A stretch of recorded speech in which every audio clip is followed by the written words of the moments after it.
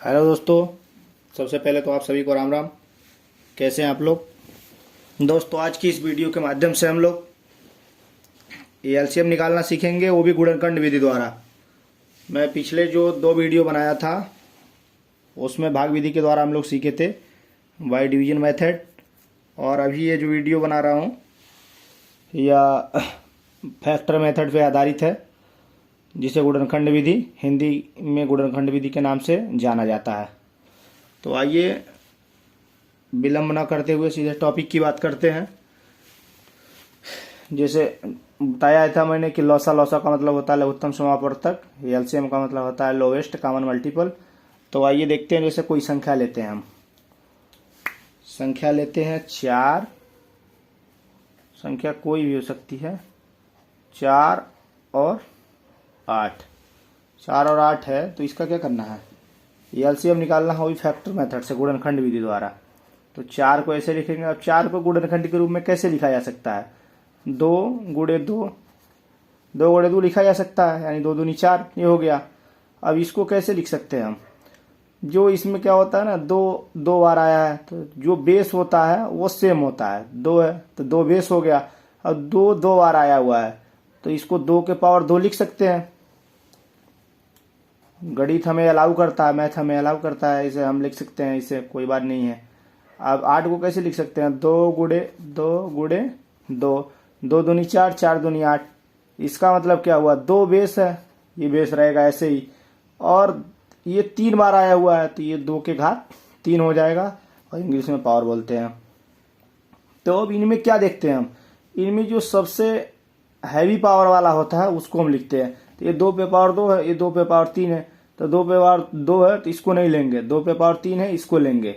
तो 2 पे पावर 3 का मतलब क्या हो गया, 2 दूनी 4, 4 दूनी 8, 2 पे पावर 3 का मतलब होगा दोस्तों 8। यानी 4 और 8 का जो एलसीएम होगा कितना होगा, 4 और 8 का जो एलसीएम होगा वो 8 होगा। अब इसी प्रकार से कोई संख्या लेते हैं हम, मान लीजिए जैसे 24 है और 36 है। तो इसको कैसे लिख सकते हैं? 24 को हम लिख सकते हैं 2 गुणे 2, 2 दूनी 4, 4 दूनी 8, और 8 तिरिकी 24, ऐसे लिख सकते हैं। अब इसको कैसे हम लिख सकते हैं? 2 3 बार आया हुआ है तो बेस सेम होता है, और 3 बार आया हो तो 2 के घात 3 हो गया। गुणे 3 एक बार आया हुआ है तो ये 3 बेस रहेगा, इस पे पावर 1 लिख देंगे, कोई दिक्कत नहीं है। अब इसी प्रकार से क्या है, 36 है। तो 36 को कैसे लिखेंगे हम? 2 गुणे 3, यानी इसके लिए क्या है, पहाड़ा आना चाहिए आज किसी भी छात्र को। 2 दूनी 4, 4 3 12, और 12 3 36। यहाँ 2 बार आया हुआ है, तो इसका मतलब क्या हुआ, 2 के पावर 2 लिख देंगे, इनटू ये 3 के पावर 2 लिख देंगे, क्योंकि 3 2 बार आया हुआ है। अब इसमें देखेंगे जो सबसे हैवी पावर वाला होता है उनको क्या करते हैं, लेते हैं। ये 2 पे पावर 3 है या 2 पे पावर 2 है, तो इसको नहीं लेंगे। 2 पे पावर 3 वाले को जाते हैं तो ले लेंगे। गुणे यहाँ 3 पे पावर 1 है, नहीं लेंगे, 3 पे पावर 2 है, इसको ले लेंगे। तो अब ये क्या करेंगे, इनका 2 पे पावर 3 का मतलब क्या है, 2 गुणे 2 हो गया, इंटू 3 पे पावर 2 का मतलब क्या हो गया, ऐसे कर लो आप। तो 3 इंटू 3 हो गया, 2 दूनी 4, 4 दूनी 8, 8 तिरिकी 24, 24 तिया 72। यानी कि इसका मतलब क्या हो गया, 72 हो गया। यानी 24 और 36 का जो एलसीएम होगा वो 72 होगा। यह दोस्तों यह क्या है, यह फैक्टर मेथड है, गुणनखंड विधि है। हालांकि यह विधि सबसे अच्छी विधि नहीं मानी जाती है, सबसे अच्छी विधि जो है वह डिवीजन मेथड ही है।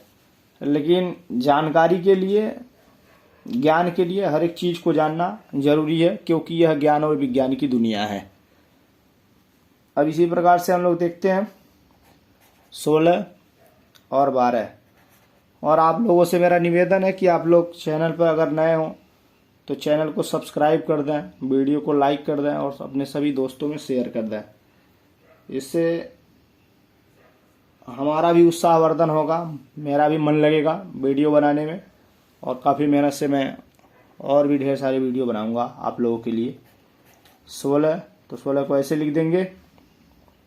अब 16 को कैसे लिखा जा सकता है? 2 गुणे 2 गुणे 2 गुणे 2, 2 दूनी 4, 4 दूनी 8, 8 दूनी 16, यानी 2 4 बार आया हुआ है। तो बेस जो होता है वो सेम होता है, क्योंकि 2 है तो 2 बेस है।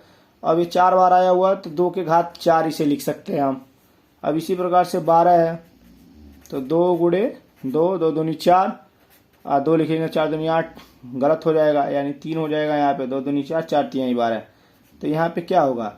2 के घात 2 लिख देंगे, क्योंकि 2 2 बार आया हुआ है। यहाँ 3 1 बार आया हुआ है तो 3 के घात 1 हो जाएगा। तो अब इसमें हम लोग कंपेयर करेंगे, देखते हैं सबसे जो हैवी घात वाला होता है उसको लिखते हैं। तो यहाँ 2 पे पावर 4 है तो इसको लिख लेंगे, ये 2 पे पावर 2 इसको नहीं लिखेंगे।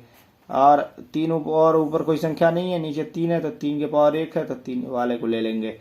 और 2 पे पावर 4 का मतलब क्या हो गया? 2 दूनी 4, 4 दूनी 8, ऐसे लिख लेते हैं। 2 गुणे 2 गुणे 2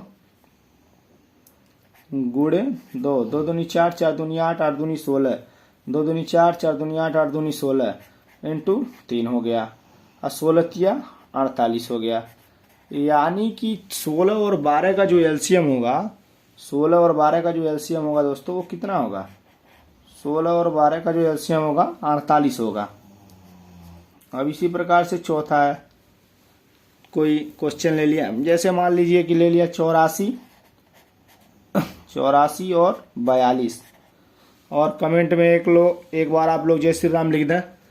तो इसी प्रकार से 42 है तो 42 को कैसे हम लोग लिखेंगे? 42 को लिख सकते हैं 2 गुणे 3, 2 3 6, 6 7 42 होता है। ये हो गया, सॉरी 84, और चलिए ठीक कोई नहीं, पहले 42 को लिख लिया।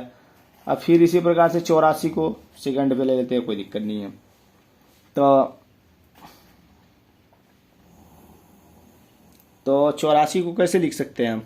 84 को लिख सकते हैं 2 गुणे 2, 2 दूनी 4, और 3 लिखेंगे 4 3 12, और 12 7 84। अब इसको कैसे लिखा जा सकता है? दोस्तों, अब इसको हम लिख सकते हैं, ये क्या है? ये सब बेस सेम है तो कोई दिक्कत नहीं। 2 पे पावर 1 हो गया, 3 पे पावर 1 हो गया, और 7 पे पावर 1 हो गया। यहाँ 2 2 बार आया हुआ है तो 2 के घात 2 लिख देंगे, 3 के घात 1 लिख देंगे, और 7 के घात 1 लिख देंगे। सबसे अधिक पावर वाला क्या है? सबसे अधिक पावर वाला 2 के पावर 2 है, इसको लिख देंगे। 2 के पावर 2 वाले को लिख लेंगे, और 3 के पावर 1 वाले को क्या है? दोनों में है तो एक किसी को लिख लेंगे। 7 के पावर 1 वाले को एक बार लिख लेंगे, दोनों में है तो 2 के पावर 2 का मतलब कितना होगा? 2 दूनी 4, इसका गुणा 3 में कर लेंगे, 4 3 12, 12 7 84। यानी कि जो 84 और 42 का जो एलसीएम होगा दोस्तों, वह कितना होगा? वह 84 होगा। वह कितना होगा? वह 84 होगा। आशा करता हूं कि आप लोगों को यह वीडियो काफ़ी अच्छे तरीके से समझ में आया होगा। इसी के साथ आप लोगों से एक बार पुनः निवेदन है कि आप लोग वीडियो को प्लीज़ लाइक कर दें, चैनल को सब्सक्राइब कर दें, और अपने सभी दोस्तों में शेयर कर दें। आशा करता हूं कि एलसीएम निकालने की यह गुणनखंड विधि आप लोगों को बहुत बेहतर तरीके से समझ में आई होगी। इसी के साथ देता हूं अपनी वाणी को विराम। जय जय श्री राम। और आप लोगों के मोटिवेशन के लिए मैं बस इतना ही कहना चाहूँगा कि रख हौसला, एक दिन वह मंजर भी आएगा। रख हौसला, एक दिन वह मंजर भी आएगा। प्यासे के पास चलकर समंदर भी आएगा। प्यासे के पास चलकर समंदर भी आएगा। बस किसी भी बात से हिम्मत मत हारना है मेरे दोस्त, क्योंकि एक न एक दिन मंजिल मिलेगी और उसका मज़ा भी आएगा। मंजिल मिलेगी और उसका मज़ा भी आएगा। इसी के साथ बहुत बहुत धन्यवाद। जय हिंद, जय भारत।